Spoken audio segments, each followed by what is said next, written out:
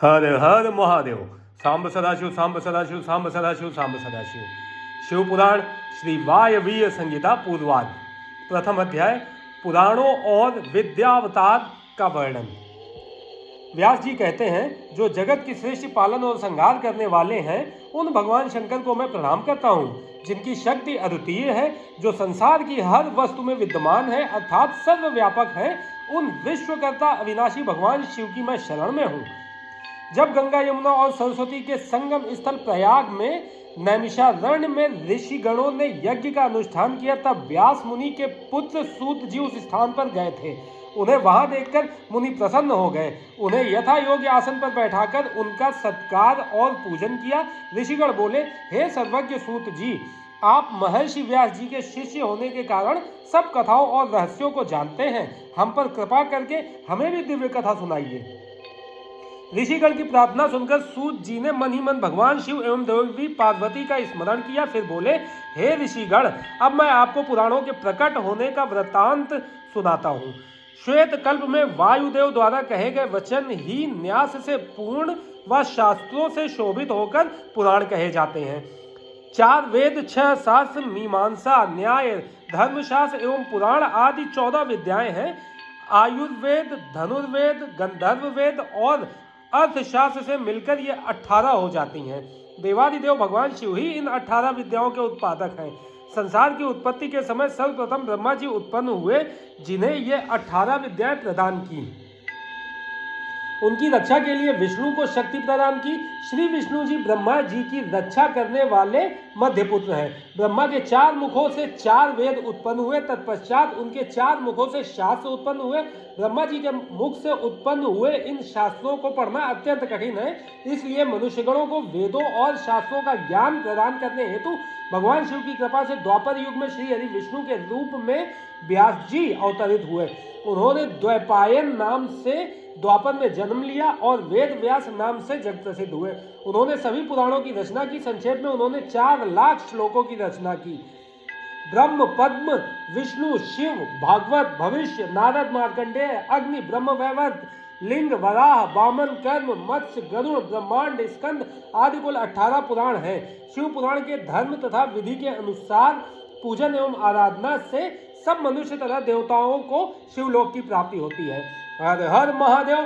सांब सदाशिव सांब सदाशिव सांब सदाशिव सांब सदाशिव। दूसरा अध्याय ब्रह्मा जी से मुनियों का प्रश्न पूछना। सूत जी बोले, हे ऋषियों, वराह कल्प में ऋषिगणों के मध्य विवाद छिड़ गया कि परब्रह्म कौन है। जब इस बात का निर्णय न हो सका, तब सब ब्रह्मा जी के पास गए। उन्होंने ब्रह्मा जी को प्रणाम करके उनकी स्तुति आरंभ कर दी। तब ब्रह्मा जी ने उनसे पूछा, हे ऋषिगण, आपके यहाँ आने का क्या प्रयोजन है। ब्रह्मा जी के प्रश्न को सुनकर ऋषिगण बोले, हे ब्रह्मा जी, हम संदेह रूपी अज्ञान के अंधेरे में पड़ गए हैं, इसलिए हम सब बहुत व्याकुल हैं। हम पर कृपा करके हमारे संदेह को दूर करें। हम सब यह जानना चाहते हैं कि अविनाशी नित्य शुद्ध चित्त स्वरूप परब्रह्म परमात्मा कौन है। अपनी लीला से संसार को रचकर इस संसार का सृष्टिकर्ता, पालनकर्ता और संहारकर्ता कौन है। ऋषिगणों का यह प्रश्न सुनकर ब्रह्मा जी ने त्रिलोकीनाथ कल्याणकारी देवादिदेव महादेव जी का स्मरण करके उन्हें बताया। हर हर महादेव। सांब सदाशिव सांब सदाशिव सांब सदाशिव सांब सदाशिव। तीसरा अध्याय नैमिषारण्य कथा। ब्रह्मा जी बोले, हे ऋषियों, जिसने ब्रह्मा, विष्णु और रुद्र सहित पूरे संसार को रचा है, जिनकी कृपा दृष्टि पाकर संसार के सभी प्राणी भय मुक्त हो जाते हैं, जो सभी इंद्रियों के मूल है, जिनकी कृपा से मुझे प्रजापति पद प्राप्त हुआ है, जो सब पर शासन करने वाले हैं, जिनकी कृपा से सूर्य, चंद्र, अग्नि, बिजली सहित पूरा संसार प्रकाशित होता है, वे परम ब्रह्म और कोई नहीं, स्वयं शिव ही है। इनकी अनंत महिमा को कोई नहीं जान सकता। त्रिलोकीनाथ कल्याणकारी भगवान शिव ही निपुण, उदार, गंभीर, माधुर्य, मकरंद से सभी प्राणियों के स्वामी और अद्भुत लीला करने वाले हैं। उन्होंने ही इस संसार को उत्पन्न किया है। प्रलय काल में ही वे सारे ब्रह्मांड को अपने अधीन कर अपने में विलीन कर लेते हैं। भगवान शिव का सच्चे मन से पूजन और आराधन करने वाले को प्रभु का दर्शन प्राप्त होता है। भगवान शिव के 3 रूप हैं, स्थूल, सूक्ष्म और सूक्ष्म से सूक्ष्म। स्थूल रूप को देवता, सूक्ष्म रूप को योगीजन और तीसरे अर्थात अत्यंत सूक्ष्म रूप को शिवजी के परम भक्त और शिव व्रत का उत्तम पालन करने वाले ही देख सकते हैं। धर्म का विशेष ज्ञान हो जाने पर अधर्म का नाश हो जाता है और फिर शिवजी की अचल भक्ति प्राप्त हो जाती है। भगवान शिव की कृपा से कर्म के बंधनों से मुक्ति मिल जाती है तथा मनुष्य शिव धर्म में प्रवृत्त हो जाता है। धर्म दो प्रकार का होता है, गुरु अपेक्षित तथा गुरु अनपेक्षित। गुरु अपेक्षित धर्म द्वारा ही शिव धर्म में प्रवृत्त होकर शिव ज्ञान की प्राप्ति होती है और मनुष्य सांसारिक मोह माया को त्याग कर भाव साधन में लग जाता है। तत्पश्चात ज्ञान और ध्यान से युक्त होकर मनुष्य योग में प्रवृत्त हो जाता है। योग से भक्ति, भक्ति से शिव जी की कृपा और उनकी कृपा से संसार से मुक्ति मिल जाती है। तब मनुष्य शिव धाम एवं शिवपद को प्राप्त कर लेता है। इसलिए ऋषिगण, आप सबको मन और वाणी को शुद्ध करके परमात्मा शिव के ध्यान में लग जाना चाहिए। यज्ञों और मंत्रों द्वारा आवाहन करने से वायुदेव आपके पास आएंगे, उसी से तुम्हारा कल्याण होगा। फिर आप सब पवित्र वाराणसी नगरी में चले जाना, क्योंकि वहीं पर पिनाकधारी शिव देवी पार्वती जी के साथ विराजमान है। इस समय मैं मनोमय चक्र को छोड़ रहा हूँ। इस चक्र की नेमी जहाँ टूटे उसी स्थान पर आप महायज्ञ आरंभ करना। यह कहकर ब्रह्मा जी ने शिव जी का स्मरण करते हुए सूर्य के समान चमकते दिव्य अलौकिक चक्र को फेंक दिया। सब ऋषियों ने ब्रह्मा जी को प्रणाम कर चक्र के पीछे चलना आरंभ कर दिया। वह चक्र बहुत दूर चलकर एक बड़ी शिला से टकराया और उसकी नेमी टूट गई। तब वही स्थान नैमिषारण्य नाम से विख्यात हुआ। ऋषिगणों ने उसी स्थान पर महायज्ञ करने की दीक्षा ग्रहण की। एक समय की बात है कि राजा पुरुरुवा रानी उर्वशी के साथ विहार करता हुआ उस स्थान पर पहुंचा। पुरुरुवा 18 समुद्र द्वीपों का स्वामी होते हुए भी उस भूमि को पाने के लिए ललचा गया। मोहित होकर वह उस भूमि को उनसे छीनने लगा। तब मुनिगण ने क्रोध में राजा पर कुशा का प्रहार किया और राजा को मार गिराया। इसी भूमि खंड पर ब्रह्मा जी ने सृष्टि की रचना की थी। इस भूमि खंड को पाकर ऋषिगण बहुत प्रसन्न और आनंदित हुए। हर हर महादेव। सांब सदाशिव, सांब सदाशिव, सांब सदाशिव, सांब सदाशिव। चौथा अध्याय, वायु आगमन।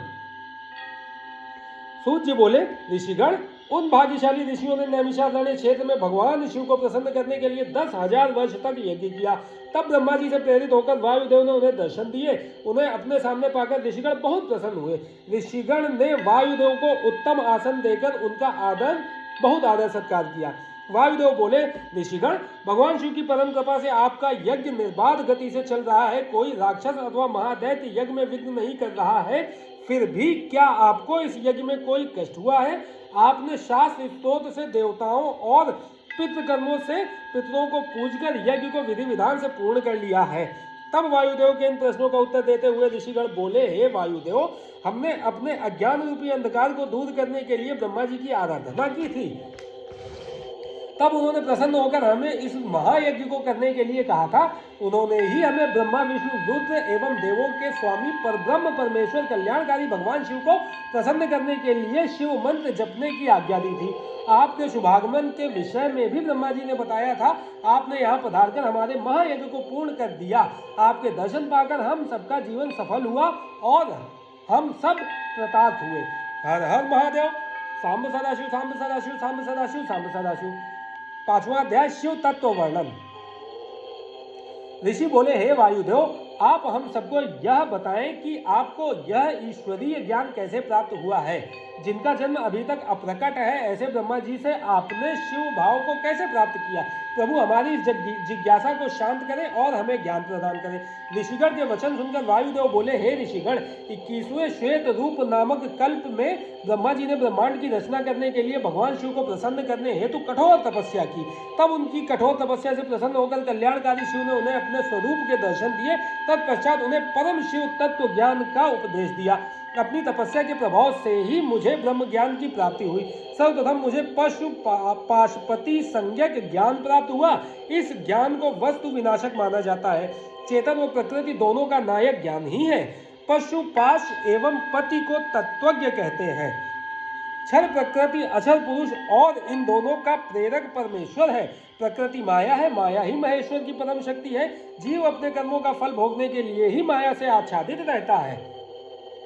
ऋषि बोले, हे वायुदेव, कालादि क्या है, उसका कर्म व फल क्या है, भोग किसे कहते हैं और भोग के साधन क्या है। वायुदेव बोले, ऋषिगण, कला, विद्या, राग, काल और नियति का भोगता मनुष्य है। हमारा शरीर ही भोग का साधन है। जब शिव भक्ति की भावना प्रबल होती है तब मनुष्य शिव स्वरूप हो जाता है। विद्या ज्ञान बढ़ाती है, राग को कला बढ़ाती है, सुख दुख से मोहित होकर आत्मा सत्व, रज और तम गुणों को भोगती है। पंचभूत, भूत, पंच तंत्र मात्रा, पंच ज्ञानेन्द्रिय, पंच कर्मेंद्रिय प्रधान बुद्धि, मन, अहंकार विकार युक्त है। श्रेष्ठ पुरुषों ने आत्मा को भिन्न माना है। मनुष्य अपने कर्मों का ही फल भोगता है। ईश्वर सर्वज्ञ और अगोचर है, वही अंतर्यामी कहलाता है। शरीर तो दुखों की खान है, वह नश्वर है और नष्ट हो जाता है। संसार में आकर वह जन्म मरण के चक्र में घूमता रहता है। आत्मा कभी नहीं मरती, वह अमर है। आत्मा एक के बाद दूसरा शरीर धारण कर लेती है। जीवात्मा ज्ञानहीन होने के कारण सुख दुख भोगने के लिए स्वर्ग और नरक में ही जाती है। हर हर महादेव। सांब सदाशिव, सांब सदाशिव, सांब सदाशिव, सांब सदाशिव। छठवां अध्याय, शिव तत्व ज्ञान वर्णन। ऋषि बोले, हे वायुदेव, पशु और पाश के स्वामी कौन है। तब ऋषिगणों का प्रश्न सुनकर वायुदेव बोले, हे ऋषियों, पशु और पाश के निवारक परमेश्वर है। परमेश्वर सर्वव्यापक है, उसने ही संसार का निर्माण किया है। ईश्वर की प्रेरणा से ही जीव संसार में जन्म लेता है। परमात्मा ही सबका करता है।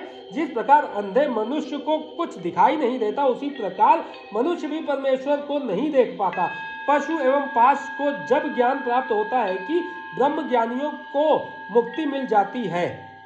परमेश्वर महाज्ञानी और मायावी हैं, वह सारे संसार को अपने अधीन कर लेते हैं। वही संसार की सृष्टि, पालन और संहार करने वाले हैं। त्रिलोकी नाथ देवादिदेव भगवान शिव ही परमेश्वर है। उन्होंने ही आकाश और पृथ्वी की रचना की है। उन्होंने ही सभी जीवों एवं देवताओं को रचा है, अतः वे ही पुराण पुरुष हैं। अपनी अपार अलौकिक शक्ति से उन्होंने पूरे त्रिलोक की रचना की और उसका पालन करते हैं तथा समय आने पर इसका विनाश भी स्वयं ही कर देते हैं। संसार रूपी वृक्ष के दो पत्ते हैं, जीवात्मा और परमात्मा। जीवात्मा अपने कर्म के फल को भोगती है और परमात्मा उसका लेखा जोखा रखते हैं। परमात्मा का प्रकाश एवं तेज चारों ओर फैला हुआ है। गुहोपनिषद के अनुसार परब्रह्म को जानने वाला मनुष्य जन्म मरण के बंधनों से मुक्त हो जाता है। इसलिए सदाशिव की भक्ति कर मोक्ष प्राप्ति की इच्छा करनी चाहिए। वे कल्याणकारी सदाशिव ही सब कामनाओं को पूरा करने वाले, उनके अमृत रूपी ज्ञान के बिना मुक्ति संभव नहीं है। अतः सर्वव्यापक सर्वेश्वर शिव का ही ध्यान और स्मरण करना चाहिए। हर हर महादेव। सांब सदाशिव, सांब सदाशिव, सांब सदाशिव, सांब सदाशिव। सातवां अध्याय, काल महिमा। ऋषि बोले, हे देव, इस विश्व की सृष्टि, पालन और संहार रूपी चक्र के निरंतर चलने से ही जीव की उत्पत्ति एवं विनाश होता है। हमें इस काल को अपने अधीन रखने वाले के विषय में बताइए। तब ऋषिगणों के प्रश्न का उत्तर देते हुए वायुदेव बोले, हे मुनियों, जिस काल के विषय में आप जानना चाहते हैं वह भगवान शिव का ही तेज और दिव्य रूप है। काल को कालात्मा नाम से भी जाना जाता है। इस चराचर जगत में कोई भी काल के सामने रुकावट नहीं डाल सकता। त्रिलोकीनाथ कल्याणकारी भगवान शिव की अंशांश शक्ति ही इस कालात्मा में कार्य करती है। इस काल शक्ति ने पूरे विश्व को अपने अधीन कर रखा है। यह काल सिर्फ भगवान शिव के ही अधीन है, क्योंकि इसमें स्वयं शिव शक्ति विद्यमान है। इस काल को रोक पाना किसी के वश में नहीं है। कोई इसका उल्लंघन नहीं कर सकता। अपनी अथाह बल शक्ति के कारण ही त्रिलोक पर अपना अखंड राज्य कर रहा है। भगवान शिव की शक्ति से ही यह सब जीवों को उनके सुख दुख का फल देता है। काल के अनुसार ही वायु, धूप, ठंड और मेघ द्वारा जल प्रदान करता है। समय पर सूर्य देव अपनी तेज किरणों से जगत को तृप्त करते हैं, खेतों में अन्न पैदा करते हैं तथा फल फूल प्रदान करते हैं। जब मनुष्यगण इस काल तत्व को भली भांति समझ लेते हैं तब उन्हें परमेश्वर शिव के दर्शन प्राप्त होते हैं। काल के स्वरूप को जान लेने पर ही शिव कृपा से काल का अतिक्रमण किया जा सकता है। इसे ही तो अमरता कहते हैं, यही मुक्ति है। हर हर महादेव। सांब सदाशिव, सांब सदाशिव, सांब सदाशिव, सांब सदाशिव। आठवां अध्याय, त्रिदेवों की आयु। ऋषिगण बोले, हे वायुदेव, अब आप हम पर कृपा करके आयु का परिमाण और संख्या के बारे में बताइए। वायुदेव बोले, हे ऋषिगण, प्रलय काल आने तक की अवधि ही पूर्ण काल की अवधि है। 15 निमेष की काष्ठा होती है। 30 काष्ठाओं का एक मुहूर्त अर्थात दिन रात 15 दिन रातों का एक पक्ष होता है। इस प्रकार महीने में 2 पक्ष शुक्ल पक्ष और कृष्ण पक्ष होते हैं। पितरों के दिन और रात क्रमशः शुक्ल पक्ष और कृष्ण पक्ष होते हैं। 6 महीने का एक अयन होता है। 2 अयन पूरे होने पर 1 वर्ष पूरा हो जाता है। मनुष्यों का 1 वर्ष देवताओं के 1 दिन और रात के बराबर होता है। मनुष्यों की 1 अयन के दक्षिण होने पर दक्षिणायन अर्थात देवताओं की रात और उत्तर होने पर उत्तरायण अर्थात देवताओं का दिन होता है। इस प्रकार मनुष्यों के 308 वर्ष पूरे होने पर देवताओं का 1 वर्ष पूरा होता है। देवताओं के वर्षों से युगों की गणना होती है। सतयुग, त्रेता युग, द्वापर युग और कलयुग नामक 4 युग कहे गए हैं। इसमें सतयुग देवताओं के 4 सहस्र वर्षों का होता है, जिसमें 400 वर्ष संध्या और 400 वर्ष संध्यांश के होते हैं। त्रेता युग में 30,000 वर्ष, द्वापर में 2,000 वर्ष और कलयुग में 1,000 वर्ष होते हैं। चारों युगों के 1,000 वर्ष बीतने पर एक कल्प पूरा होता है। 71 चतुर्युगी का एक मनवंतर होता है। ब्रह्मा जी का एक दिन एक कल्प के बराबर होता है। 8,000 वर्षों का एक वर्ष और 8,000 वर्षों का एक युग होता है। हजारों वर्षों का एक सवन बनता है। ब्रह्मा जी की आयु 30,000 सवन का समय बीतने पर पूरी हो जाएगी। इस प्रकार ब्रह्मा जी की पूरी आयु श्री हरि विष्णु के 1 दिन के बराबर है। श्री हरि विष्णु की आयु रुद्र के 1 दिन के बराबर मानी गई है। रुद्र की आयु पूरी होने पर ही काल की गणना पूरी होती है। त्रिलोकीनाथ भगवान शिव की कृपा से ही 5,40,000 वर्षों की उनकी आयु में सृष्टि का आरंभ से अंत हो जाता है। परंतु भगवान शिव अविनाशी हैं, काल उनको अपने वश में नहीं कर सकता। ईश्वर का एक दिन सृष्टि की उत्पत्ति तथा रात उसका संहार होती है। हर हर महादेव। सांब सदाशिव, सांब सदाशिव, सांब सदाशिव, सांब सदाशिव। 9वां अध्याय प्रलयकर्ता का वर्णन। वायुदेव बोले, ऋषिगण, सबसे पहले परब्रह्म से शक्ति उत्पन्न हुई। वह शक्ति माया कहलाई और उससे ही प्रकृति पैदा हुई। भगवान शिव की ही प्रेरणा से यह सृष्टि उत्पन्न हुई। इस सृष्टि की उत्पत्ति अनुलोम और वृत्तिलोम से इसका नाश होता है। यह जगत 5 कलाओं से पूर्ण एवं अप्रकट कारण रूप है। इसके मध्य में आत्मा अनुष्ठित है। त्रिलोकीनाथ देवादिदेव महादेव शिव ही सर्वज्ञ, सर्वशक्तिमान, सर्वेश्वर और अनंत है। वे सदाशिव ही सृष्टि की रचना, पालन और संहार करते हैं। सृष्टि के आरंभ से समाप्त होने तक ब्रह्मा जी के 100 वर्ष पूरे होते हैं। ब्रह्मा जी की आयु के 2 भाग प्रथम परिध और द्वितीय परिध हैं। उनकी समाप्ति पर ब्रह्मा जी की आयु पूरी हो जाती है। उस समय अव्यक्त आत्मा अपने मध्य कार्य को ग्रहण कर लेती है। अव्यक्त में समावेश होने पर उत्पन्न विकार का संहार करने के लिए प्रधान तथा पुरुष धर्म सहित रहते हैं। सत्वगुण एवं तमोगुण से ओतप्रोत दोनों प्रकृति पुरुष व्याप्त है। जब ये दोनों गुणों में समान हो जाते हैं तो अंधकार के कारण अलग नहीं हो पाते। तब शांत वायु द्वारा निश्चल होता है। अद्वितीय रूपधारी महेश्वर अपनी माहेश्वर रूप रात्रि का सेवन करते हैं। प्रातः काल में महेश्वर अपनी योग शक्ति द्वारा प्रकृति पुरुष में प्रविष्ट हो जाते हैं। तब वे दोनों में क्षोभ उत्पन्न कर देते हैं। तब उनकी आज्ञा से चराचर जगत में सभी प्राणियों की उत्पत्ति होती है। हर हर महादेव। सांब सदाशिव, सांब सदाशिव, सांब सदाशिव, सांब सदाशिव। 10वां अध्याय सृष्टि रचना वर्णन। सर्वप्रथम ईश्वर की प्रेरणा से पुरुष रूप में अधिष्ठित अव्यक्त बुद्धि व विकार उत्पन्न हुए। उसके पश्चात सर्वरूप रुद्र, विष्णु और ब्रह्मा नामक 3 देवताओं की उत्पत्ति हुई। इनका मुख्य कार्य सृष्टि का सृजन, पालन और संहार है।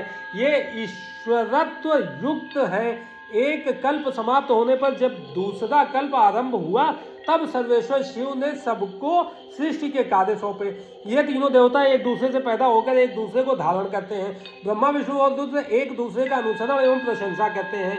प्रधान से प्रथम वृद्धि, ख्याति, बुद्धि एवं महत्व पैदा हुए। क्षोभ से 3 प्रकार के अहंकार उत्पन्न हुए। अहंकार से 5 महाभूत तन्मात्रा इंद्रियां पैदा हुई। सत्वगुण से सात्विक तत्व की उत्पत्ति हुई। तमोगुण अहंकार 5 महाभूत पंच तन्मात्रा से उत्पन्न 11वां मन गुण से 2 प्रकार का होता है। प्राणियों में दो प्रकार के गुण होते हैं। समस्त प्राणियों में आदि भूत होता है, उससे आकाश व आकाश से स्पर्श गुण की उत्पत्ति होती है। स्पर्श गुण से वायु, वायु से रूप गुण, रूप से तेज, तेज से रस गुण, रस से गंध गुण व गंध से पृथ्वी की उत्पत्ति होती है। फिर इन 5 महाभूतों से सारा संसार निर्मित होता है। महदादिक से एक विशेष अंड की उत्पत्ति होती है। तब ब्रह्म उस अंड में वृद्धि पाकर ब्रह्मा नाम से क्षेत्रज्ञ हो जाता है। यही सर्वप्रथम शरीरधारी पुरुष है। ये तीनों गुणों को अपने अधीन रखते हैं। इन्हीं 3 गुणों के कारण वे अपने शरीर के 3 विभाग कर देते हैं।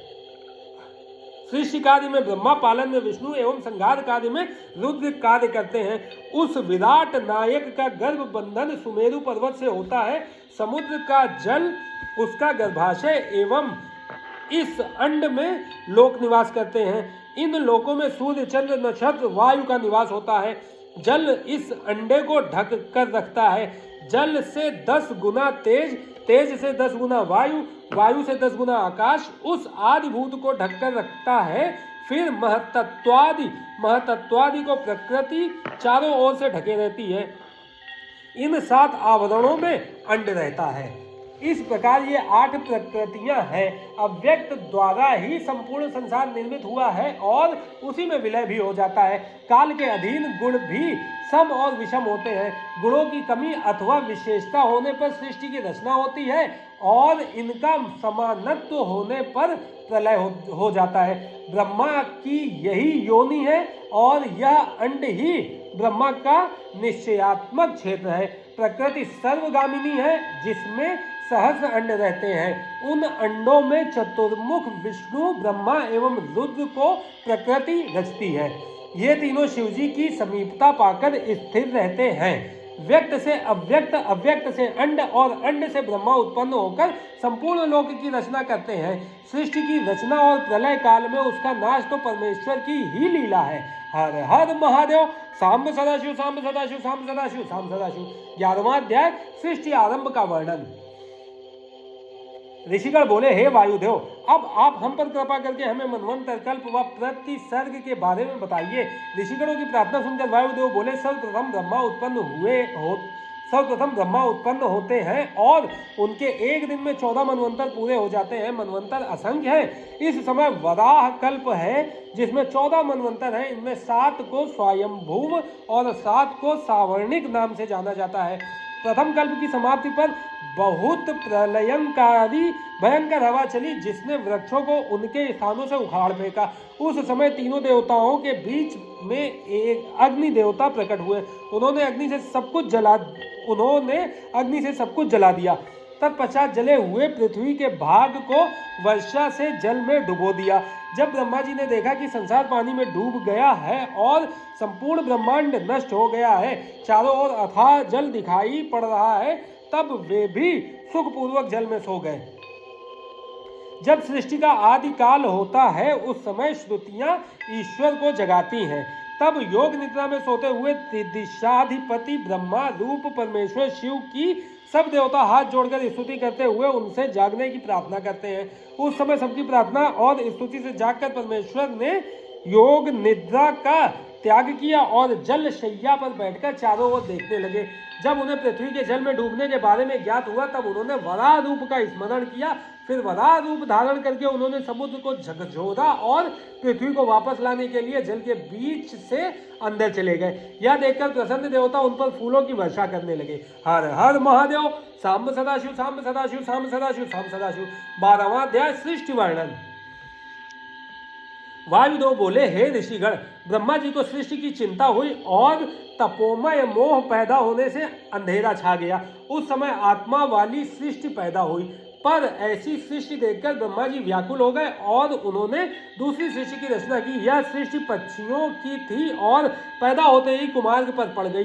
तब ब्रह्मा जी ने तीसरी बार सात्विक अर्थात देवताओं की सृष्टि की रचना की, परंतु इस सृष्टि से भी ब्रह्मा जी को संतोष नहीं हुआ। तब उन्होंने मानव सृष्टि का निर्माण किया। यह सृष्टि सुंदर और रजोगुण वाली थी।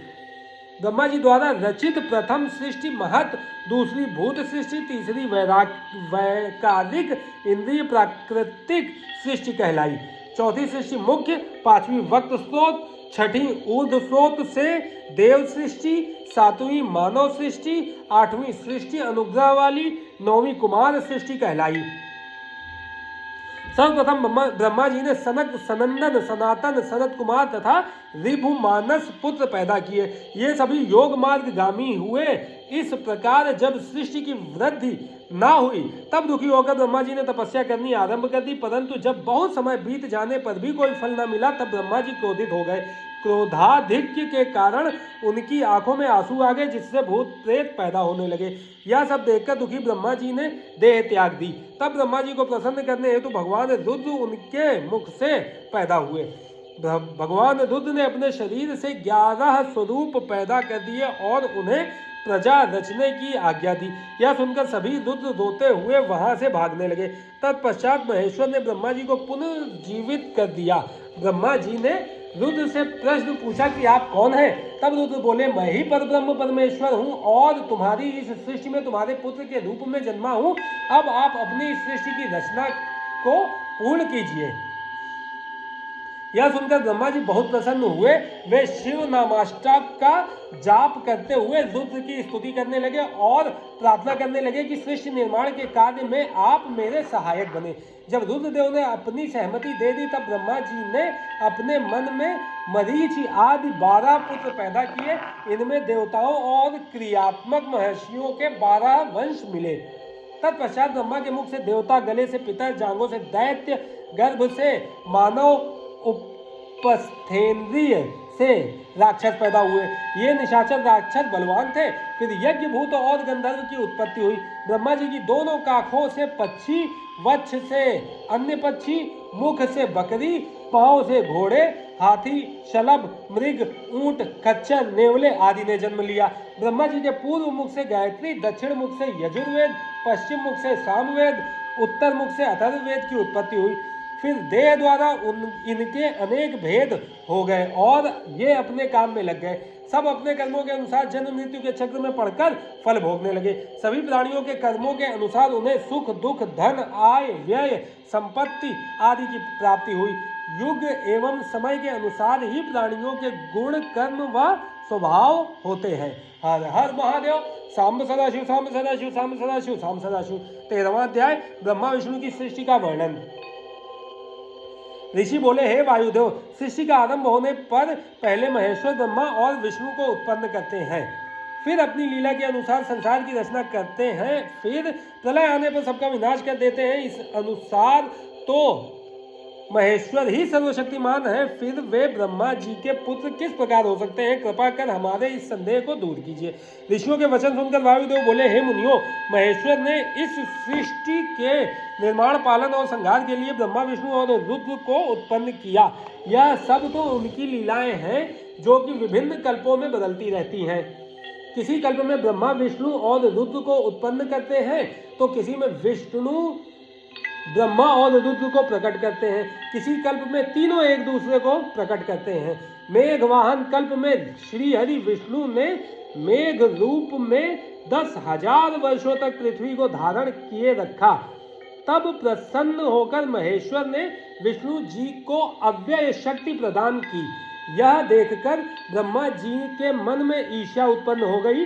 उन्होंने विष्णु जी को वहां से भेज दिया और स्वयं भगवान महेश्वर की शरण में पहुंच गए। महेश्वर को प्रणाम करके उनकी स्तुति करने लगे और बोले, प्रभु, आपने ही अपने वाम अंग से विष्णु और दक्षिण अंग से मुझ ब्रह्मा को पैदा किया है। फिर हम दोनों शक्ति और सामर्थ्य में भिन्न क्यों हैं?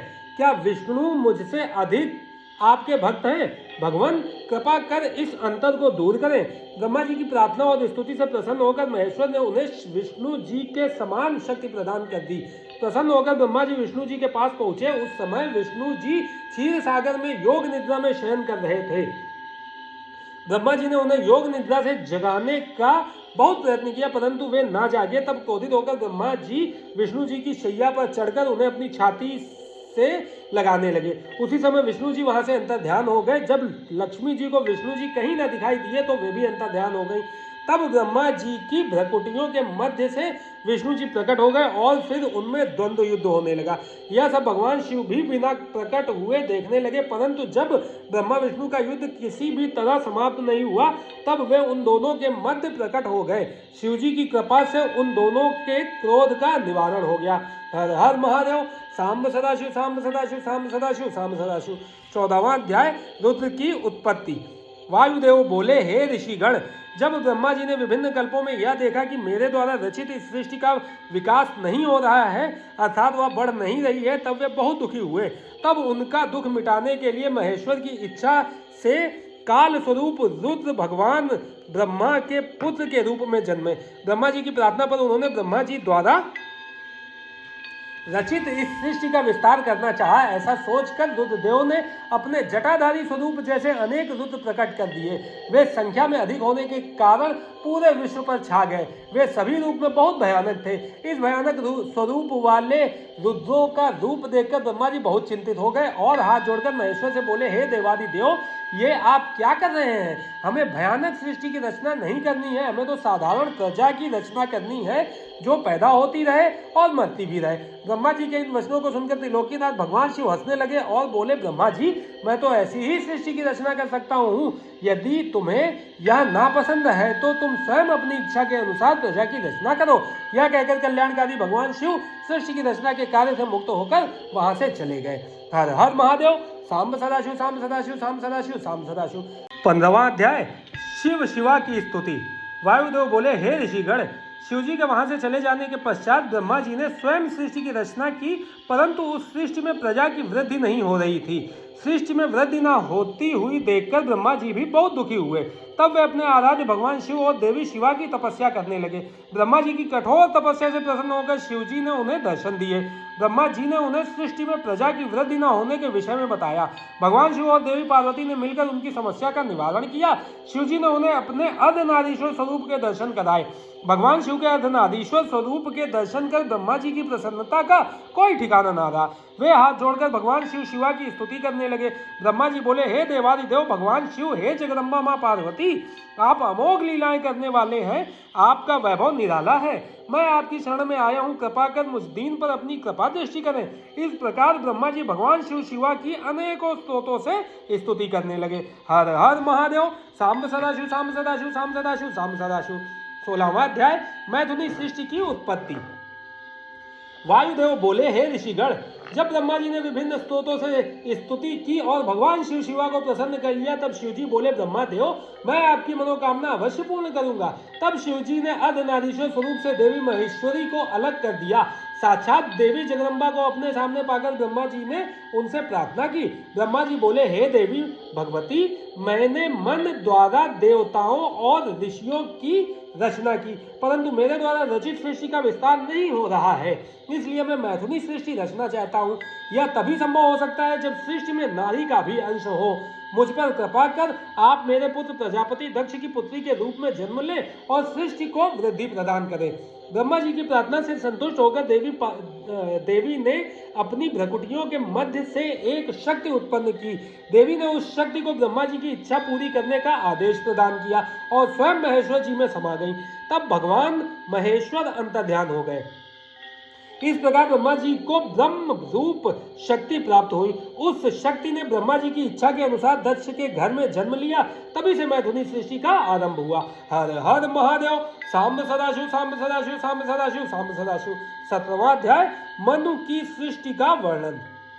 वायुदेव बोले, ऋषिगण, भगवान महेश्वर की कृपा से ब्रह्मा जी ने आधे शरीर से शत रूप नामक नारी उत्पन्न की और आधे से भुव मनु को पैदा किया। उसी कन्या ने यशस्वी मनु को पति के रूप में पाया। इन्होंने मैथुन द्वारा प्रियव्रत, उत्तानपाद नामक पुत्र एवं आकृति, देवहूति, प्रसूति नामक कन्याएं पैदा की। आकृति और रुचि के दक्षिण और यज्ञ पुरुष नामक 2 पुत्र हुए और प्रसूति व दक्ष की 24 कन्याएं हुई, जिनमें 13 कन्याओं का विवाह धर्म के साथ हुआ तथा अन्य का विवाह दशा, भृगु, मरीचि, अंगिरा, पुला, कृतु, पुलस्त्य, अत्रि, वशिष्ठ एवं अग्नि के साथ हुआ। ऊर्जा 3 पितरों को समर्पित हुई। धर्म को 13 पुत्रों की प्राप्ति हुई। दक्ष प्रजापति की पुत्री के रूप में सती का जन्म हुआ और उनसे देवादिदेव भगवान शिव को पति रूप में पाया। अपने पिता के यज्ञ में पति का निरादर देखकर उसने योगाग्नि में अपने को भस्म कर लिया। फिर पुनः हिमालय की पुत्री के रूप में जन्म लेकर शिवजी को प्राप्त किया। भृगु ऋषि के 2 पुत्र हुए व उन दोनों के हजारों पुत्र हुए। ये सभी भार्गव वंशी कहलाए।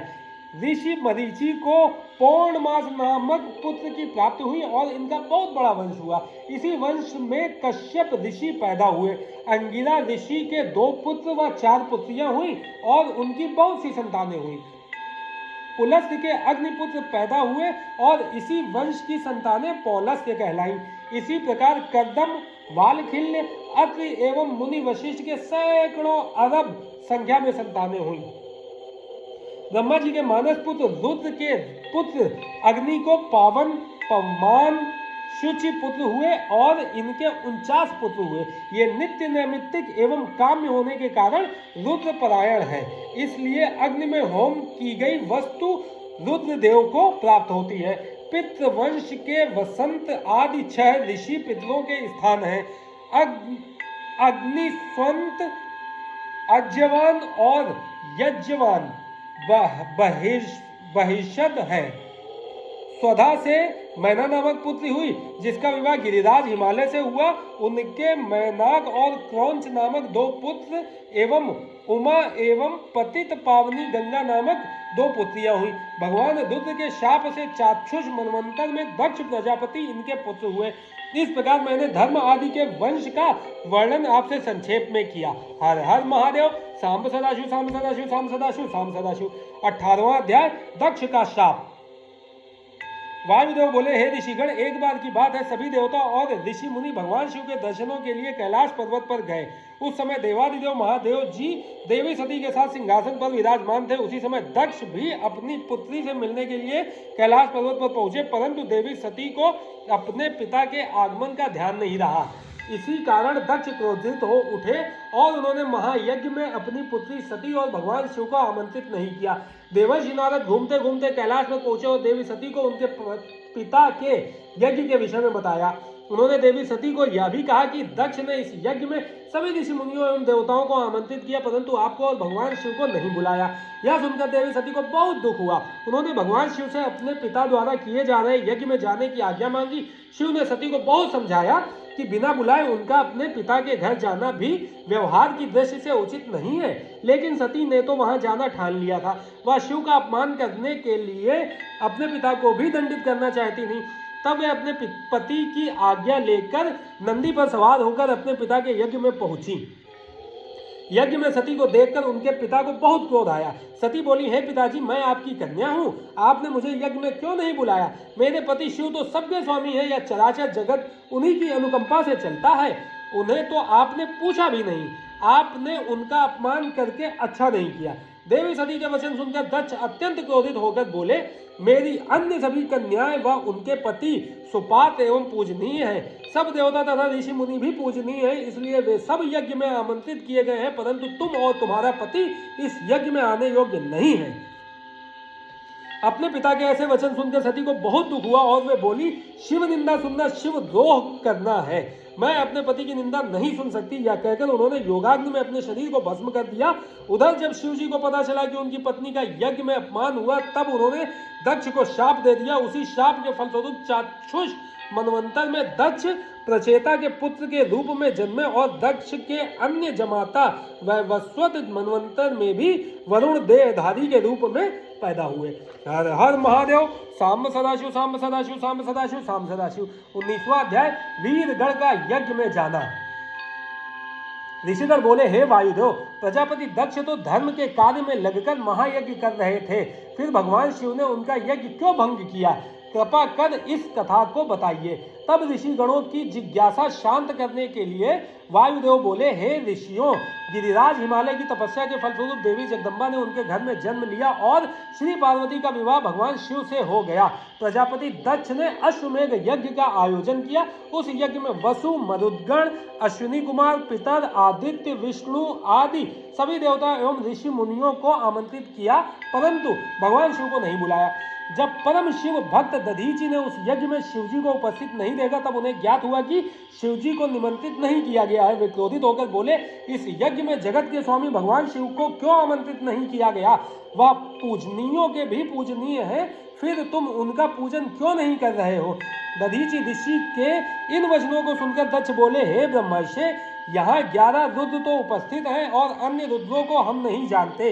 इस यज्ञ के अधिष्ठाता श्री हरि विष्णु है। तब क्रोधित दधीचि यज्ञ को छोड़कर चले गए। उधर भगवान शिव ने यह जानकर कि उनकी प्राण वल्लभा का यज्ञ में अपमान हो रहा है, वीरभद्र नामक गण को उत्पन्न किया। वीरभद्र हाथ जोड़कर शिव जी को प्रणाम करके उनकी स्तुति करते हुए बोला, हे देवादिदेव, मेरे लिए क्या आज्ञा है? भगवान शिव ने उसे आदेश देते हुए कहा कि हे वीरभद्र, तुम अपने योद्धाओं के साथ प्रजापति दक्ष के यज्ञ में जाओ और यज्ञ का विध्वंस कर दो, फिर दक्ष को भी नष्ट कर देना। देवादिदेव की यह आज्ञा पाकर वीरभद्र ने अपने शरीर से हजारों करोड़ों गण उत्पन्न किए, फिर आनंद पूर्वक यज्ञ का विध्वंस करने के लिए सेना सहित चल पड़ा। हर हर महादेव। सांब सदाशिव, सांब सदाशिव, सांब सदाशिव, सांब सदाशिव। 20वां अध्याय, दक्ष यज्ञ का वर्णन। वायुदेव बोले, हे ऋषिगण, वीरभद्र अपने गणों के साथ प्रजापति दक्ष के यज्ञ में पहुंच गए। उस समय वेद मंत्रों के घोष से पूरा यज्ञ मंडप गूंज रहा था। वहां पहुंचकर वीरभद्र ने सिंह गर्जना की। वीरभद्र के इस भीषण गर्जना से हाहाकार मच गया। देवता एवं ऋषि मुनि अपनी प्राण रक्षा के लिए इधर उधर भागने लगे। सारी भीड़ तितर बितर हो गई, परंतु दक्ष पूर्ववत ही यज्ञ में बैठा रहा। वीरभद्र जब प्रजापति दक्ष के सामने पहुंचा तो वह क्रोध भरे स्वर में बोले, तुम कौन हो और यहाँ पर क्यों आए हो? यहाँ से शीघ्र ही चले जाओ, अन्यथा अच्छा नहीं होगा। प्रजापति दक्ष के वचन सुनकर वीरभद्र बोला, हे मूर्ख दक्ष, तुम्हें अत्यधिक विद्वान मानते हैं, तुम वेद शास्त्र के ज्ञाता हो, लेकिन मुझे तो ऐसा नहीं लगता। मुझे तो तुम अहंकार का मूर्त रूप दिखाई दे रहे हो। इस अहंकार ने तुम्हारी सोचने विचारने की शक्ति को हर लिया है। मैं तुम्हारी उसी बुद्धि को सही करने आया हूँ जिस मंत्र द्वारा तुमने देवादिदेव सर्वेश्वर कल्याणकर्ता भगवान शिव का पूजन नहीं किया। अब उसका उच्चारण बार बार क्यों कर रहे हो?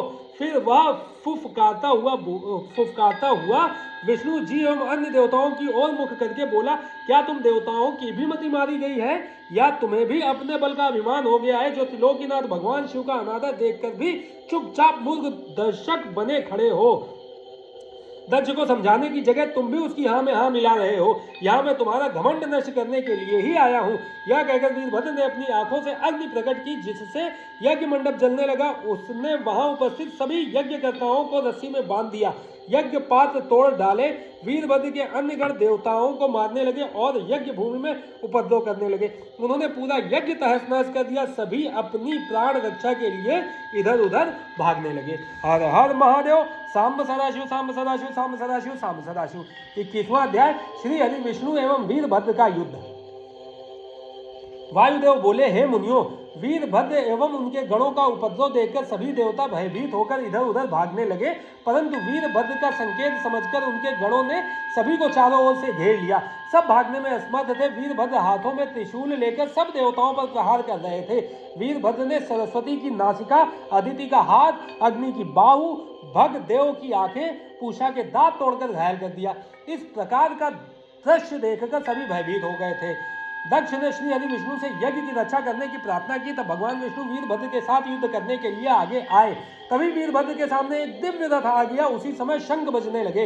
युद्ध का आरंभ होने पर सब देवता एवं ऋषिगण वहां वीरभद्र और श्री हरि विष्णु का युद्ध देखने लगे। श्री हरि ने शार्ग धनुष पर बाण चढ़ाकर वीरभद्र पर प्रहार किए तो वीरभद्र ने भी अपने धनुष पर टंकार दी। दोनों ओर से भयानक बाण वर्षा होने लगी। वीरभद्र द्वारा चलाए गए एक भयानक तीर से श्री हरि विष्णु को मूर्छित कर दिया। वे पृथ्वी पर गिर पड़े। कुछ देर पश्चात होश में आने पर वे पुनः युद्ध करने लगे। वीरभद्र ने विष्णु जी के सभी वारों को बेकार कर दिया। फिर विष्णु जी व उनके वाहन गरुड़ को भी घायल कर दिया। तब क्रोधित होकर विष्णु जी ने सुदर्शन चक्र उठा लिया और उसे वीरभद्र पर चलाया, परंतु शिव जी की कृपा से वह चल ही नहीं पाया। हर हर महादेव। सांब सदाशिव, सांब सदाशिव, सांब सदाशिव, सांब सदाशिव। 22वां अध्याय, देवताओं पर शिव कृपा। तत्पश्चात वीरभद्र के अन्य गणों ने भी सभी देवताओं को बंदी बना लिया। तब ब्रह्मा जी वीरभद्र से प्रार्थना करने लगे कि वे देवताओं को दंड ना दें। तब वीरभद्र उन सब देवताओं को बांधकर शिव जी के पास ले गए। शिव जी के समक्ष पहुंचकर श्री विष्णु बोले, हे देवाधिदेव, आप सत्वगुण, रजोगुण और तमोगुण के स्वामी हैं, सब विद्याओं के भंडार हैं और अभिमानियों के अभिमान का नाश करने वाले हैं। आप ही दुखियों के दुखों को दूर करने वाले हैं। ब्रह्मा जी बोले, हे कृपा निधान, आपके भक्त वीरभद्र ने दक्ष का यज्ञ पूरा तहस नहस कर दिया है। उसने अनेक देवताओं को घायल कर दिया है। वीरभद्र ने प्रजापति दक्ष को भी मार दिया है। प्रभु, हम सब हाथ जोड़कर आपकी शरण में आए हैं। हम सब पर कृपा करें, हमारे दुखों को दूर करें, हमारे अपराध को कृपा करके क्षमा करिए। ब्रह्मा जी की इस प्रार्थना को सुनकर शिव जी ने उन पर कृपा की। शिव जी ने दक्ष के सिर पर बकरे का सिर लगाकर उसे पुनर्जीवित कर दिया। जीवित होने पर दक्ष शिव जी से क्षमा याचना करने लगा और उनकी स्तुति करने लगा। तत्पश्चात त्रिलोकीनाथ शिव की कृपा से सभी देवताओं के सारे घाव सही हो गए और जो देवगण मर गए थे वे पुनर्जीवित हो गए। सब देवता सर्वेश्वर शिव की महिमा का गान करते हुए वापस लौट गए। हर हर महादेव। सांब सदाशिव, सांब सदाशिव, सांब सदाशिव, सांब सदाशिव। 23वां अध्याय, मंदरांचल पर निवास। वायुदेव बोले, हे ऋषिगण, एक बार की बात है, मंदरांचल पर्वत ने शिव जी को प्रसन्न करने के लिए कठोर तपस्या की। प्रसन्न होकर भगवान शिव ने देवी पार्वती सहित वहां निवास किया। उस समय मंदरांचल पर्वत अनेक मणियों से चमकता हुआ अनेक गुफाओं से शोभायमान हो रहा था। शिवजी पार्वती जी के साथ वहां अनेक लीलाएं रचने लगे। इस तरह बहुत समय बीत गया। दूसरी ओर संसार में प्रजा का विकास तेजी से हो रहा था। उसी समय शुंभ और निशुंभ नामक दो दानवों ने ब्रह्मा जी की कठोर तपस्या करके उनसे अवध्य रहने का वर मांग लिया था। ब्रह्मा जी ने वह देते हुए कहा कि यदि तुम जगदम्बा के अंश से उत्पन्न कन्या को पाने की अभिलाषा करोगे तो निश्चय ही तुम्हारा विनाश हो जाएगा। तब उन्होंने वर देकर ब्रह्मा जी अंतर ध्यान हो गए। वरदान पाकर शुंभ निशुंभ बलवान होने के साथ साथ अभिमानी भी हो गए थे। उन्होंने देवताओं पर आक्रमण करके देवताओं को हरा दिया और इंद्र के स्वर्गासन पर अपना कब्जा कर लिया। दोनों ने धर्म का नाश करना शुरू कर दिया। पूरा संसार उनके अत्याचारों से दुखी हो रहा था। सब देवता दुखी होकर भगवान शिव की शरण में गए। तब शिव जी ने उन्हें आश्वासन देकर भेज दिया। इस कार्य को करने के लिए देवी पार्वती को क्रुद्ध करना आवश्यक था, इसलिए शिव जी ने स्त्रियों की बुराई करनी शुरू कर दी। तब क्रोधित होकर देवी बोली, हे स्वामी, आपको मेरा सांवला रंग नहीं सुहाता है, इसलिए आप ऐसी बातें कर रहे हैं। अब मैं जा रही हूँ और ब्रह्मा जी की तपस्या करूंगी। यह कहकर क्रोधित देवी पार्वती वहां से चली गई। हर हर महादेव। सांब सदाशिव, सांब सदाशिव, सांब सदाशिव, सांब सदाशिव। 24वां अध्याय, कालिका उत्पत्ति। वायुदेव बोले, इस प्रकार क्रोधित होकर देवी वहां से चली गईं। फिर वे अपने माता पिता से मिलने के लिए हिमालय पहुंची और फिर उनका आशीर्वाद लेकर तपस्या करने के लिए चली गईं। परम दिव्य और मनोरम स्थान देखकर वे तपस्या में बैठ गईं। वे प्रतिदिन स्नान करके धूप दीप आदि से पूजन करती और मन में ब्रह्मा जी का स्मरण करते हुए उनकी आराधना करनी आरंभ कर दी। एक दिन भगवती तपस्या में लीन थी। उसी समय एक उग्र सिंह वहां पर आ गया, परंतु देवी के तेज के प्रभाव से वह आगे न बढ़ सका। वह दिन रात मूर्ति बनकर वहीं देवी के सामने खड़ा रहा। उसे देखकर देवी ने सोचा कि यह सिंह हिंसक जानवरों से मेरी रक्षा करने के लिए यहाँ खड़ा है। देवी की कृपा दृष्टि से वह सिंह पापों से मुक्त हो गया और देवी की सेवा में लग गया। दूसरी ओर सभी देवता दैत्यों द्वारा किए जा रहे उपद्रवों से बहुत दुखी थे। बहुत दुखी होकर वे सभी ब्रह्मा जी की शरण में गए और उन्होंने अपना दुखड़ा सुनाया। देवताओं को सहायता का आश्वासन देकर ब्रह्मा जी देवी के समक्ष पहुंचे। देवी कठोर तपस्या में लीन थी। ब्रह्मा जी को इस प्रकार सामने पाकर देवी ने प्रणाम किया। तब ब्रह्मा जी बोले, हे भगवती, आप तो सबका कल्याण करने वाली तथा सभी तपस्याओं का फल देने वाली हैं, फिर आप इस तरह कठोर तपस्या क्यों कर रही हैं? ब्रह्मा जी के पूछे प्रश्न का उत्तर देते हुए देवी बोली, हे ब्रह्मा जी, सृष्टि के आरंभ में आप भगवान शिव से उत्पन्न हुए, इसलिए आप मेरे पुत्र हैं। प्रजा वृद्धि के लिए भगवान रुद्र आपके मस्तक से प्रकट हुए, इसलिए आप मेरे ससुर हैं। अपना दुख आपको बताकर मैं उससे मुक्त होना चाहती हूँ। मैं अपना काले रंग का शरीर त्याग कर गोरी बनना चाहती हूँ। तब ब्रह्मा जी ने कहा, हे देवी, जैसा आप चाहती हैं वैसा ही होगा। आप अपने काले वर्ण का त्याग कर गौण वर्ण धारण करें। देवी, आपका वही काला वर्ण दैत्यराज शुंभ निशुंभ का वध करके इस संसार को उनके पापों से मुक्त करेगा। तभी देवी ने काले रंग का त्याग कर गोरा रंग धारण कर लिया। भगवती के काले वर्ण से मेघों के समान श्याम वर्णी कौशिकी नामक कन्या उत्पन्न हुई। वह योगिनी अष्टभुजा वाली तथा शंख चक्र एवं त्रिशूल आदि आयुधों से सुशोभित थी। ब्रह्मा जी ने देवी कौशिकी को शुंभ निशुंभ का वध करने के लिए शक्ति प्रदान की। तब देवी कौशिकी ब्रह्मा जी व देवी को प्रणाम कर विंध्याचल पहुंची। उन्होंने शुंभ निशुंभ का वध कर देवताओं को सुखी कर दिया। हर हर महादेव। सांब सदाशिव, सांब सदाशिव, सांब सदाशिव, सांब सदाशिव। 25वां अध्याय, सिंह पर दया। वायुदेव बोले, हे मुनियों, देवी ने अपने काले वर्ण को अलग किया जिससे देवी कौशिकी की उत्पत्ति हुई। फिर वह आशीर्वाद पाकर विंध्याचल पर चली गईं। तब देवी ने ब्रह्मा जी से कहा, हे ब्रह्मा जी, यह सिंह मेरा परम भक्त है। इसने मेरी अन्य हिंसक जीवों से रक्षा की है, इसलिए इसे मैं अपने साथ ले जाना चाहती हूँ। कृपा कर मुझे आज्ञा प्रदान करें। देवी की बात सुनकर ब्रह्मा जी बोले, देवी, मुझे तो यह कोई कपटी दैत्य लगता है जो सबको धोखा देने के लिए रूप बदलकर आया है, इसलिए आप इसे यहीं छोड़ दीजिए। ब्रह्मा जी के वचन सुनकर देवी गौरी बोली, हे ब्रह्मा जी, यह सिंह मेरी शरण में आया है और मेरी सेवा में दिन रात लगा रहता है, इसलिए मैं इसे ऐसे नहीं छोड़ सकती। ब्रह्मा जी बोले, देवी, यदि यह आपका परम भक्त है तो यह अवश्य ही निष्पाप होगा, आप जैसा उचित समझे करें। यह कहकर ब्रह्मा जी अंतर ध्यान हो गए और देवी अपने सिंह पर सवार होकर भगवान शिव के पास वापस लौट आई। हर हर महादेव। सांब सदाशिव, सांब सदाशिव, सांब सदाशिव, सांब सदाशिव। 26वां अध्याय, गौरी मिलाप। वायुदेव बोले, हे ऋषियों, देवी ने वहां पहुंचकर भगवान शिव के चरणों की वंदना की। उन्हें इस प्रकार सामने पाकर शिव जी बहुत प्रसन्न हुए और उन्होंने देवी को हृदय से लगा लिया। तब शिव जी बोले, हे प्राणेश्वरी, आपका और मेरा प्रेम साधारण नहीं है। हमें एक दूसरे से विद्वेष नहीं रखना चाहिए, क्योंकि हम ही जगत के कारण और आधार हैं। हमें कभी भी अलग नहीं होना चाहिए। देवी, मुझे आपका रूप बहुत प्रिय है। आपके काले या गौर वर्ण से कुछ नहीं होता, क्योंकि मैं आपसे अत्यधिक प्रेम करता हूँ। अपने स्वामी भगवान शिव के ये वचन सुनकर देवी बोली, हे देवादिदेव, आपकी कृपा से मैंने अपने श्याम वर्ण से देवी कौशिकी को उत्पन्न किया, जिसने अपने बल और पराक्रम से शुंभ और निशुंभ नामक महादैत्यों का संहार किया है। उसकी आराधना से मनुष्यों को तुरंत फल की प्राप्ति होगी तथा देवता भी उसकी पूजा किया करेंगे। भगवान, मेरी तपस्या में सिंह ने मेरी रक्षा की, जिसे मैं साथ लाई हूँ और उसे अपना द्वारपाल बनाना चाहती हूँ।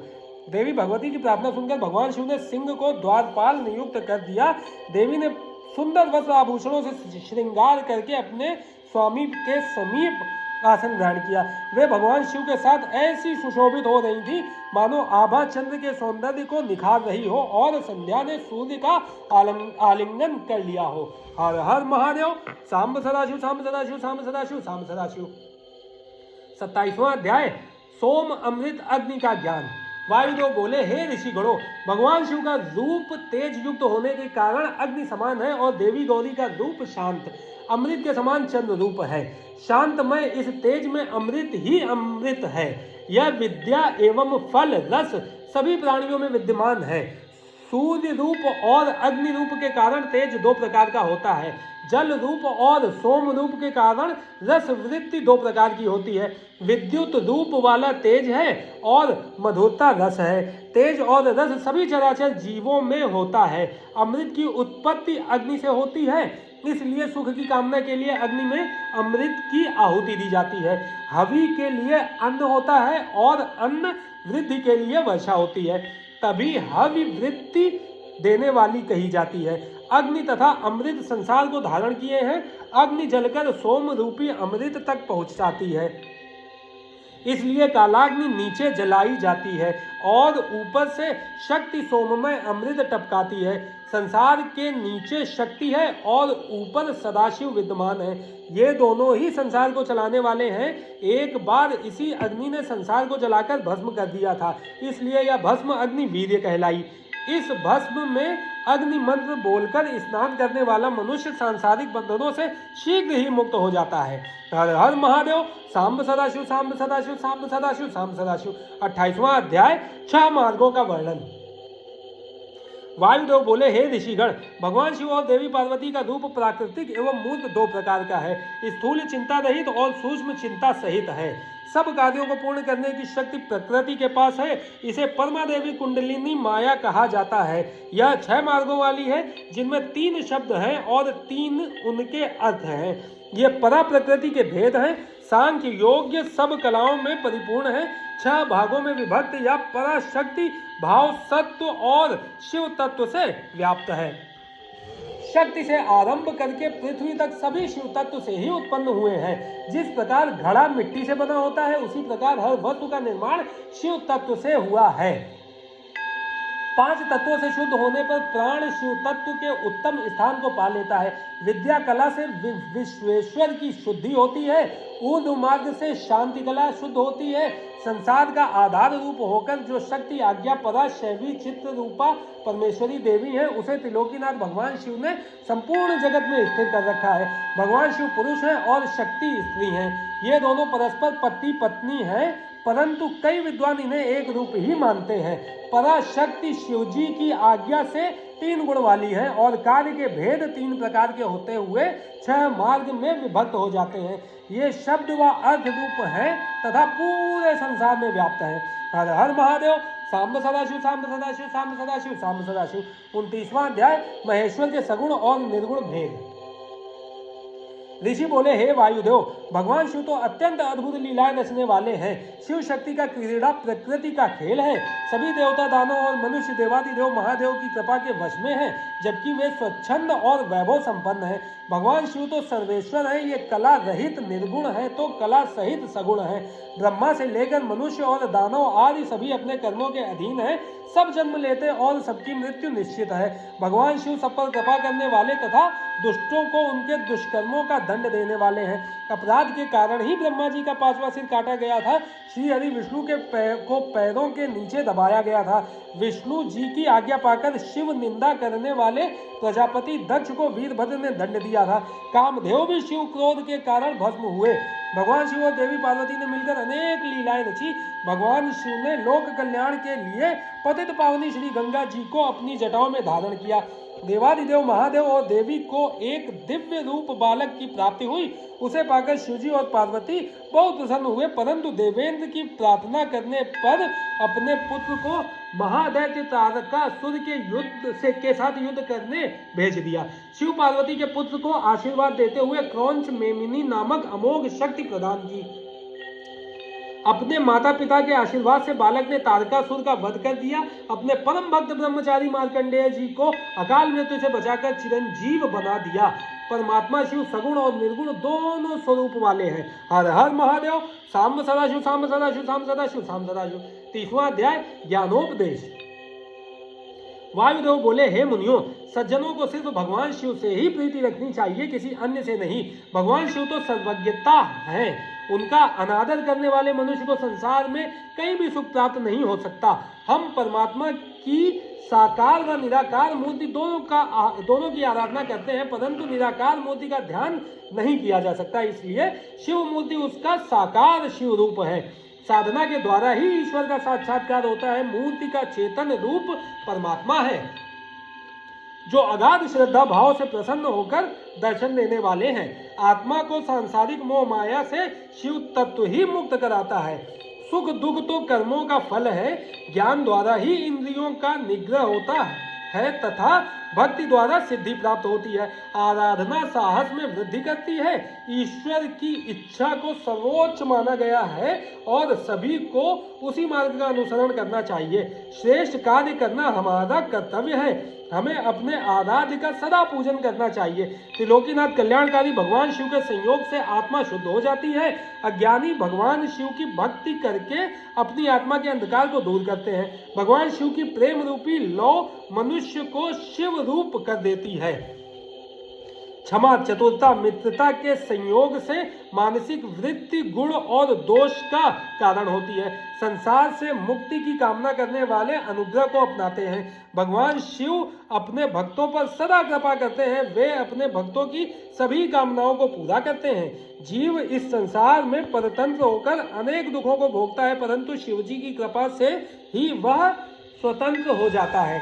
जीवात्मा तो अजर अमर है। सुकर्म और कुकर्म दो प्रकार के कार्य हैं जो जीवन को श्रेष्ठ या निकृष्ट बनाते हैं। माया मोह में फंसकर प्राणी हिरन की तरह इधर उधर भटकता रहता है। शरीर में सबसे ऊपर परमात्मा, मध्य में अंतरात्मा और अधोभाग में आत्मा का निवास होता है। इस प्रकार भगवान शिव सबसे ऊपर है, मध्य में ब्रह्मा और नीचे श्री हरि विष्णु का निवास होता है। भगवान शिव को अंतरात्मा भी कहा जाता है क्योंकि वे सर्वत्र विद्यमान हैं। अच्छे कर्मों द्वारा उच्च योनि तथा बुरे कर्मों द्वारा निम्न योनि की प्राप्ति होती है। सत्व, रज तथा तम गुण त्रिगुणात्मक योनि प्रदान करने वाले हैं। देवादिदेव महादेव जी समस्त गुणों के स्वामी सगुण निर्गुण मूर्ति व सच्चिदानंद रूप हैं। वे पूरे ब्रह्मांड में व्याप्त हैं। मनुष्य तो सदा माया से घिरा रहता है। परमेश्वर शिव की कृपा से ही उसे आवागमन के इस चक्र से मुक्ति मिलती है। उनके नामोच्चारण से ही सब दुखों से मुक्ति मिल जाती है, सब दुखों का नाश हो जाता है। माया से दूर होकर वह शिव कृपा को पा लेता है। अज्ञानी मनुष्य शिव जी को ईश्वर नहीं मानता और अपना सारा जीवन खो देता है। इसलिए मनुष्य को सदा त्रिलोकीनाथ शिव जी की भक्ति में डूबे रहना चाहिए। हर हर महादेव। सांब सदाशिव, सांब सदाशिव, सांब सदाशिव, सांब सदाशिव। 31वां अध्याय, अनुष्ठान का विधान। वायुदेव बोले, हे मुनियों, प्रत्यक्ष ज्ञान की प्राप्ति हेतु भगवान शिव का पूजन और उनका अनुष्ठान सर्वोत्तम साधन है। इसी के द्वारा मोक्ष की प्राप्ति संभव है। क्रिया, जप, ध्यान और ज्ञान से आराधना का अनुष्ठान किया जाता है। वेदों में धर्म को वर्णित किया गया है। वेदों एवं उपनिषदों द्वारा वर्णित कर्म परम धर्म कहलाते हैं। निर्मल आत्मा वाले धर्म के अधिकारी होते हैं, जबकि सांसारिक जन अधर्मी माने जाते हैं। शिव शास्त्र, श्रुति और स्मृति दो प्रकार के हैं। श्रुति में पाशुपत व्रत का परम ज्ञान वर्णित है। कहते हैं कि हर युग में भगवान शिव योगाचार्य के रूप में अवतार लेते हैं और शिव तत्व का प्रचार प्रसार करते हैं। रुद्र, दधीचि, अगस्त्य और उपमन्यु नामक महर्षि पाशुपति व्रत की संहिता के प्रचारक हैं। इसके अनुष्ठान से शिव जी का साक्षात्कार होता है। शिव, महेश्वर, रुद्र, पितामह, विष्णु, संसार, वैद्य, सर्वज्ञ एवं परमात्मा ये 8 परम कल्याणकारी कारक हैं। शिव तत्व का परम ज्ञान रखने वाले ज्ञानी और विद्वान पुरुष कहते हैं कि संपूर्ण मंगलमय गुणों के आधार व सबके स्वामी सदाशिव कहलाते हैं। प्रकृति व पुरुष इनके अधीन हैं। वे दुखों के कारणों का नाश करने वाले हैं। भव रोग को दूर करने हेतु औषधि प्रदान करने वाले संसार के वैद्य भगवान शिव ही हैं। उन्हें संसार की हर अवस्था का ज्ञान है, इसलिए सर्वज्ञ कहलाते हैं। भगवान शिव के 8 नाम हैं, जिनकी निवृत्ति का कलात्मक ग्रंथ विभेदन करके गुणों के अनुसार आवृत्ति करें। हृदय, कंठ, तालु, भ्रकुटियों के बीच ब्रह्मरंध्र के साथ 8 रूपों को पुरी को छेद कर सुषुम्ना नाड़ी द्वारा आत्मा का लय करके अपने वमन का संहार करें। उसी शक्ति रूपी अमृत से सींचकर भगवान शिव के चरणों का ध्यान करें। नाभि के मध्य में शिव जी के 8 नाम धारण करें व 8 आहुतियां दें। फिर पूर्णाहुति देकर प्रणाम कर 8 फूल चढ़ाएं। फिर अपनी आत्मा शिव जी को समर्पित करें। इस क्रिया द्वारा परम ज्ञान की प्राप्ति होती है। हर हर महादेव। सांब सदाशिव, सांब सदाशिव, सांब सदाशिव, सांब सदाशिव। 32वां अध्याय, पाशुपत व्रत का रहस्य। वायुदेव बोले, हे ऋषिगणों, पाशुपत व्रत को चैत्र मास की पूर्णिमा को करना चाहिए। त्रयोदशी को गुरु पूजन कर उनसे आज्ञा लेकर स्नान कर श्वेत वस्त्र यज्ञोपवीत चंदनमाला धारण करें तथा कुश आसन पर उत्तर की ओर मुख करके बैठें।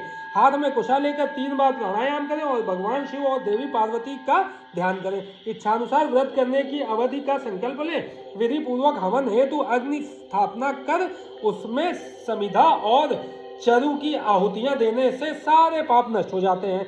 हवन के मंत्र बोलकर हवन करें। गोबर का गोला बनाकर हवन की अग्नि में डालें। चतुर्दशी को भी इसी तरह पूजन करें, परंतु भोजन न खाएं। पूर्णिमा के दिन वैसे ही पूजन करें तथा रुद्राग्नि को बुझा दें और भस्म को धारण करें। फिर स्नान करते समय पैर धोकर आचमन करें। अग्नि इत्यादि 6 मंत्र बोलें। ओम शिव का जाप करते हुए भस्म धारण करें।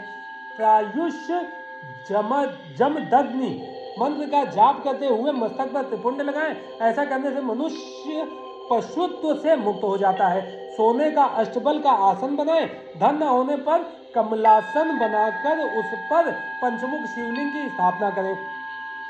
आवाहन, आसन, पाद्य, अर्घ, आचमन कराकर दूध, दही, शर्करा जल, मधु आदि पंचामृत से स्नान कराएं। फिर रोली, चंदन, पुष्प, धूप, दीप नैवेद्य चढ़ाएं और कमल एवं बेलपत्र से शिव पूजन करें। तत्पश्चात गणपति, गणेश, स्वामी कार्तिकेय, ब्रह्मा एवं शिव जी की 8 मूर्तियों का पूजन करें।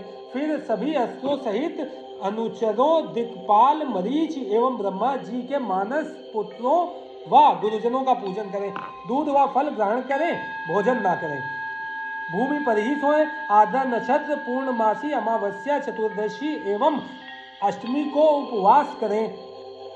व्रत के समय अहिंसा व्रत रखें तथा दान करें। तीनों काल में स्नान कर भस्म धारण करें। यदि संभव हो तो वैशाख में हीरे, जेठ में मरकत, आषाढ़ में आसोज, गोमेद मणि व मोतियों का, श्रावण में नीलम का, भादों में पद्म सरांग मणि का, कार्तिक में मूंगे, मंगसिर में वैदूर्य मणि, पौष में पुखराज, माघ में सूर्यकांत मणि, फागुन में चंद्रकांत मणि, चैत्र में रत्न और स्वर्ण का लिंग बनवाएं। धन न होने पर पत्थर या मिट्टी का शिवलिंग भी बनाकर विधि विधान के अनुसार पूजन करने के पश्चात पंचाक्षर मंत्रों का जाप कर विसर्जन करें। हर हर महादेव। सांब सदाशिव, सांब सदाशिव, सांब सदाशिव, सांब सदाशिव। 33वां अध्याय उपमन्यु की भक्ति।